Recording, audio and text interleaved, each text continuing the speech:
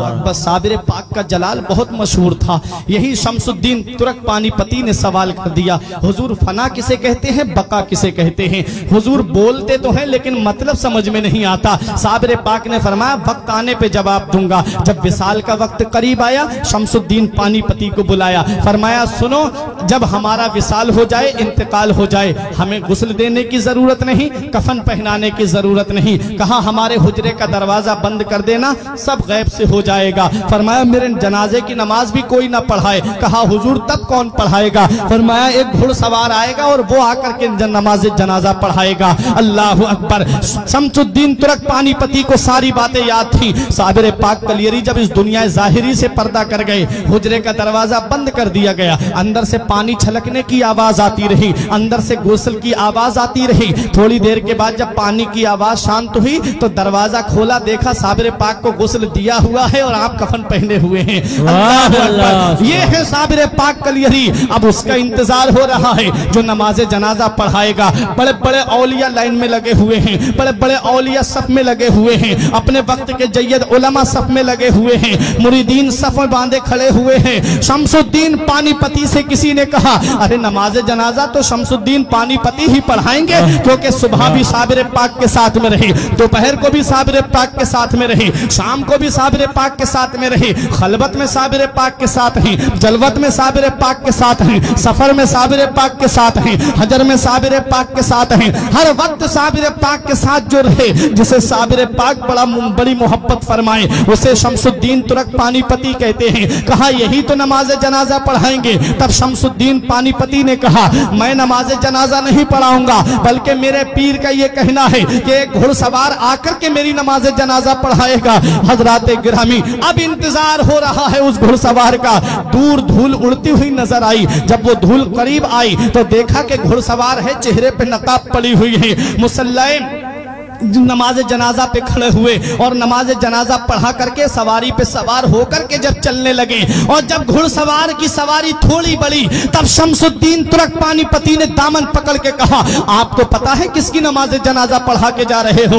ये वो अल्लाह का वली है जिसकी शान सारी दुनिया में मशहूर है, ये वो अल्लाह का महबूब बंदा है जिसका जलाल सारी दुनिया में मशहूर है। आप जिनकी नमाज जनाजा पढ़ा के जा रहे हो, ये अल्लाह का मुकर्रब बंदा है, ये अल्लाह का नेक बंदा है, ये अल्लाह का वली है। कल मेरे साबिर की तारीख लिखी जाएगी, कल मेरे साबिर की हिस्ट्री लिखी जाएगी, कल मेरे साबिर का इतिहास लिखा जाएगा और दुनिया वाले मुझसे सवाल करेंगे ये शमसुद्दीन पानीपती, सुबह को तुम साबिर पाक के साथ में थे, दोपहर को तुम साबिर पाक के साथ में थे, शाम को तुम साबिर पाक के साथ में थे, सफर में तुम साथ रहे, हजर में तुम साथ रहे, खलबत में तुम साथ रहे, जलवत में तुम साथ रहे, हर वक्त तुम साबिर पाक के साथ में थे। जरा बताओ साबिर पाक की नमाज जनाजा किसने पढ़ाई थी? हुजूर मैं उनको क्या जवाब दूंगा? कल जब तारीख लिखने वाले मुझसे सवाल करेंगे साबिर पाक की नमाज जनाजा पढ़ाने वाले का नाम बताओ, जब इतिहास लिखने वाले मुझसे पूछेंगे साबिर पाक की नमाज जनाजा पढ़ाने वाले का नाम बताओ, तब मैं उनको क्या जवाब दूंगा? जब अदीब अपनी अपनी तारीखों में लिखेंगे तब मैं उनको क्या जवाब दूंगा? हुजूर या तो अपना नाम बता दीजिए या चेहरे से नकाब उठा दीजिए ताकि मैं चेहरा देख करके पहचान लूं। तब हम शमसुद्दीन पानीपती के सामने घुड़सवार ने जब चेहरे से नकाब उठाया तो पैरों तले की जमीन निकल गई, आंखें खुली की खुली रह गई। कहा हुजूर मैं ये क्या देख रहा हूँ? हुजूर चारपाई में कौन लेटा है और मेरी निगाहों के सामने कौन खड़ा है? तब मेरे साबिर कलियरी ने जवाब दिया ए शमसुद्दीन तुम भूल गए, तुमने मुझसे पूछा था कि फना किसे कहते हैं और बका किसे कहते हैं। अरे तुमने मुझसे पूछा था कि फना और बका किसे कहते हैं। ये जो चारपाई में तुम लेटा हुआ देख रहे हो इसे फना कहते हैं और जो साबिर तुम्हारे सामने खड़ा है इसे बका कहते हैं। पता चला कि जो चारपाई में लेटा है वो रूहानी रूह का जलवा है, اور جو صابر کلیری سامنے کھڑے ہیں اسے روحانیت کہتے ہیں، اسے روحانیت کہتے ہیں۔ روح الگ ہوتی ہے، روحانیت الگ ہوتی ہے۔ جسے روحانیت کا مقام ملتا ہے وہ لوگوں کی امداد کرتا ہے، جسے روحانیت مل جاتی ہے وہ لوگوں کی مشکلیں دور کرتا ہے، جسے روحانیت مل جاتی ہے وہ جب جہاں ان کا چاہنے والا پکارتا ہے وہ وہاں پہنچ جاتے ہیں۔ تبھی تو میرے غوث نے فرمایا تھا نظر تو الہ بلاد اللہ جمعہ کا خردلۃ علی حکم اتصالی، میں اللہ کے تمام شہروں کو ایسے دیکھ رہا ہوں جیسے کوئی اپنی ہتھیلی پر رائی کے دانے کو دیکھ رہا ہو۔ یہ کیا ہے؟ یہ روحانیت کا جلوہ ہے۔ جسے روحانیت مل جاتی ہے اس کا مقام بلند و بالا ہو جاتا ہے، جسے روحانیت ملتی ہے اس کی شان بلند ہو جاتی ہے،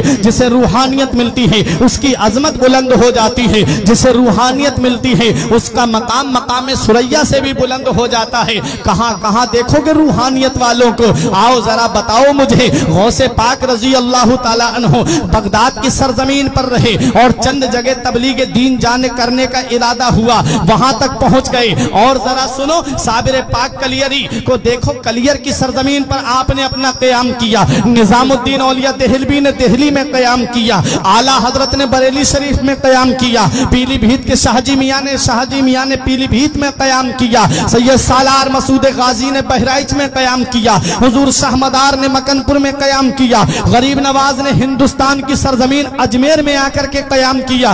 پورے ہندوستان میں تو نہیں گھومے تھے یہ اللہ کے ولی، غوث اعظم چند مقامات کے علاوہ پوری دنیا میں تو نہیں گئے تھے۔ صابر پاک کلیری کلیر اور اس کے چند مقامات کے علاوہ پورے ہندوستان میں تو نہیں گھومے تھے۔ نظام الدین اولیاء دہلوی دہلی اور چند مقامات کے علاوہ پورے ہندوستان کا تو سفر نہیں کیا تھا، لیکن پھر وجہ کیا ہے کہ آج پوری دنیا کے کونے کونے میں ان کا نام ہے، دنیا کے ہر گوشے میں ان شخصیتوں کا نام ہے۔ کون سا ایسا کمال کیا؟ اللہ قرآن میں فرماتا ہے جو اچھے کام کرتا ہے، ایمان لاتا ہے، اچھے کام کرتا ہے، اللہ فرماتا ہے اس کی محبت کو ہم عنقریب پوری دنیا میں عام کر دیں گے۔ پتا چلا یہ اللہ والے وہ ہیں، انہوں نے لوگوں کو راضی نہیں کیا بلکہ اللہ اور اس کے رسول کو راضی کیا۔ اور حدیث پاک ہے من کانا للہ کان اللہ لہو، جو اللہ کا ہو جاتا ہے اللہ اس کا ہو جاتا ہے، اللہ جس کا ہو جاتا ہے پھر اس کا نام مٹنے نہیں دیتا، پھر اس کا نام اندھیرے میں نہیں رہنے دیتا۔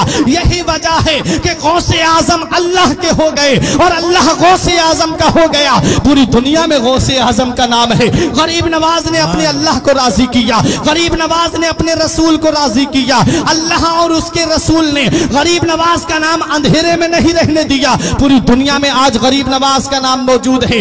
اور آگے سنو، صابر پاک کلیری نے کلیر میں رہ کر کے اللہ کی عبادت کر کے اپنے رب کو راضی کر لیا۔ اللہ نے صابر کلیری کا نام مٹنے نہیں دیا، ہر مسلمان کے دل میں صابر کلیری کا نام ڈال دیا۔